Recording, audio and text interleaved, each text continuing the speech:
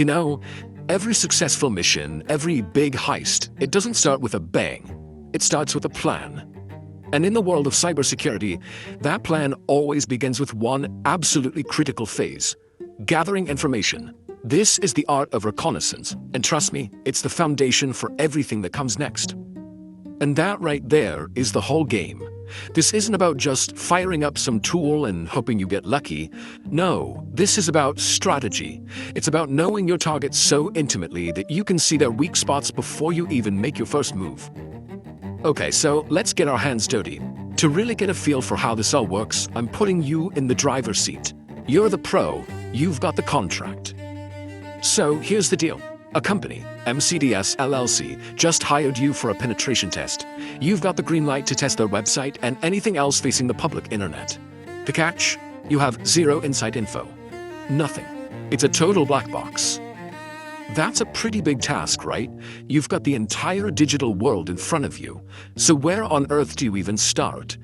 Well, before you collect a single byte of data, you have to make a choice about your strategy. And it all boils down to two very different approaches: active versus passive reconnaissance. And the difference is, well, it's huge. Think of passive reconnaissance like this. You're a detective sitting at a coffee shop, just watching a building from across the street. You're taking notes, gathering public info, and you're almost impossible to spot. Now, active reconnaissance, that's you walking right up to the front door and rattling the doorknob. You're directly poking and prodding their systems. It's way riskier, but it can get you some juicy details. For this first phase, though, we're going to be sneaky. So, we're going full digital ghost. Our mission is to grab every piece of information we can without ever tripping a single alarm.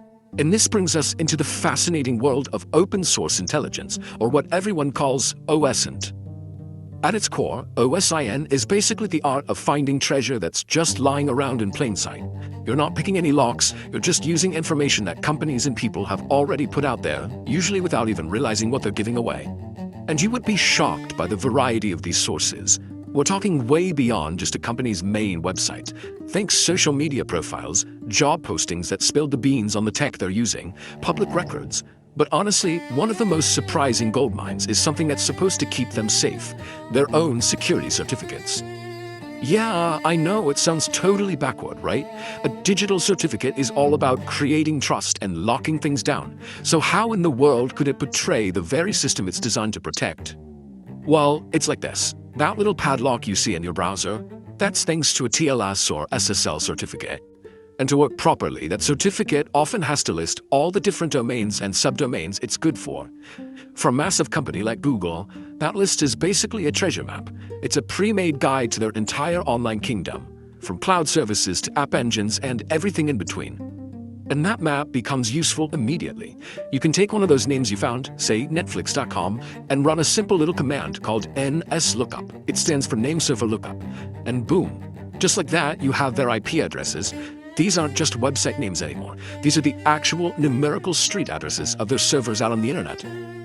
Okay, so we've got some street addresses. That's a great start. But now we need to map out the whole digital neighborhood. We need to understand exactly where our target lives online and all the roads that lead there.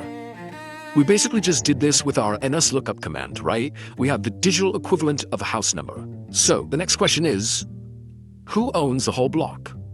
So you take one of those IP addresses and you run what's called a whoislookup. The command literally asks who is responsible for this chunk of the internet.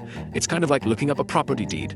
And it tells you exactly who owns that entire block of IP addresses. In this case, we see the Netflix address is actually part of a huge block owned by Amazon. Now that is a key piece of intelligence. So we know the address and we know who the landlord is.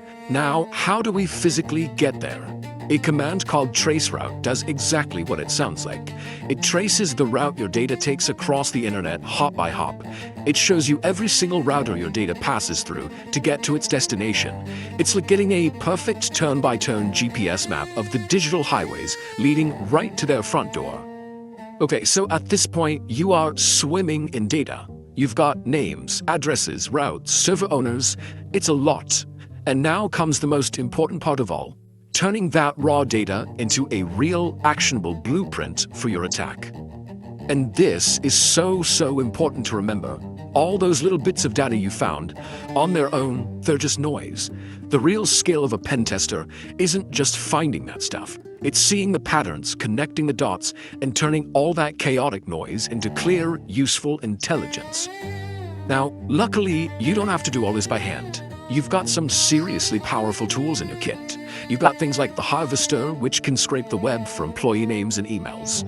You have Multigo, which builds these incredible visual maps showing you how everything and everyone is connected. And then there's Shodan, which is like a search engine, but instead of finding websites, it finds things like webcams, servers, and even industrial control systems that are connected to the internet. So after all that digging, all the mapping, and all the connecting the dots, what do you have? You have the final product of Reconnaissance. It's a comprehensive blueprint of your target's entire digital world, and it highlights every potential door, every window, and every little crack in their foundation. So the homework's done, the digital ghost has walked the halls, the map is drawn, and every potential weakness is circled in red. The reconnaissance phase is officially over. Now, what's your next move?